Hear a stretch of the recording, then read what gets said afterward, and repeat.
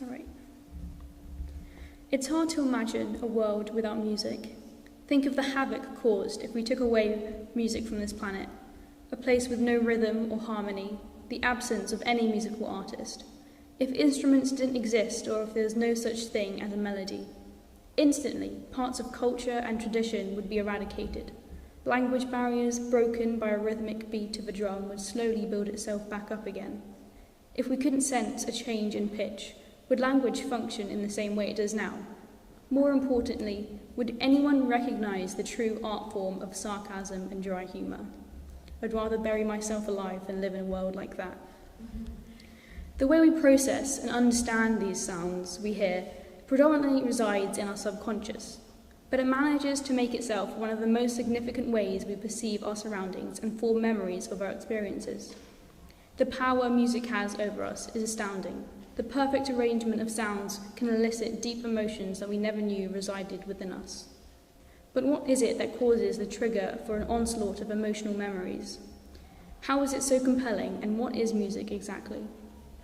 I'm just going to scratch the surface on the mysteries of music and the mind. Breaking the music we hear into components gives us an idea of how many different factors there are that can affect what eventually reaches our ears. Combining these elements in different ways can create a huge diversity of music. The brain comprehends music through the sound waves that reach the inner ear. Tiny hair cells detect these sounds vibrations, changing the mechanical stimulation into electrical signals. This happens due to the deformation of hairs opening ion channels that trigger a set of events that generates the potential of action in the auditory nerve. The cochlea converts the message and sends it off to the auditory processing section in the brain. But information isn't just received. The brain can send back impulses to control where our concentration lies. You can experience this feeling while listening to a song. Just focusing on certain elements can slightly soften the other components. It's the same process that occurs when you're sitting in a lesson, only hearing the drone of your teacher's voice, but not actually listening. Looking back to when and why music originated can help us unravel more of the complexities it has shown. Early music is believed to have been passed down through the generation by memory, reteaching until it eventually becomes engraved into what culture is today. Oral traditions still occur today in many countries of Africa and around the world.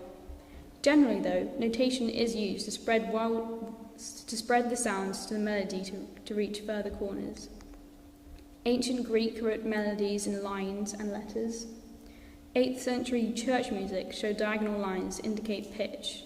Eventually this developed, adding more lines to indicate a difference in tone leading up to what we see now. There is no universal depiction of how music sounds. For some instruments in Japan, they require pictures showing a combination of dots and lines.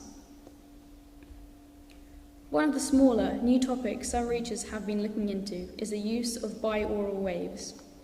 First discovered by a Prussian researcher in 1839, it was first just thought of an oddity of our perception of music.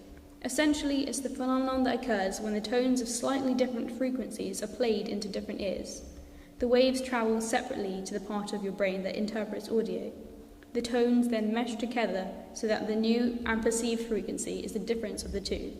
The brain then syncs with the frequency and results in a change of mood and brain activity. This does appear to be very hard to believe, since this is what the researcher said. You're hearing something that's not really there. There also seems to be minimal research done on binaural waves from other researchers and the researcher himself. Another professor peer-reviewed this, and he said it doesn't make sense and doesn't seem real, which doesn't seem too reliable either. However, the assistant professor persists. A separate study on memory showed no measurable effect on the first experiment, none on the second, coincidentally none on the third also.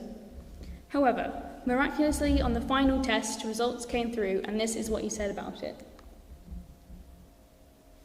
It didn't necessarily make anything any better. None of this research, however, discredits the effect of music on the mind. I just gave a really bad example. There are many others on how we feel how music can affect us.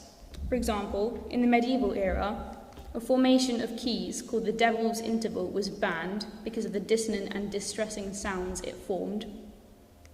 In the 16th and 17th century in Italy and Spain, some people fell into a stupor from listening to a specific type of music, the tarantella. The rapid, repetitive tunes and increasing tempo captivated people into a dancing frenzy that would last for days, reportedly.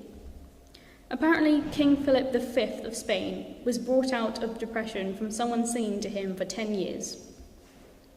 Whether you believe these reports or studies at all, music undoubtedly has a profound effect on our development of our human race. From ancient ritual tunes formed thousands of years ago to metal rock concerts today, music brings people together and can help us feel connected to our surroundings, as well as having the ability for us to lose our sense of reality through the tunes and rhythms we hear. The choice of what we hear can affect us significantly.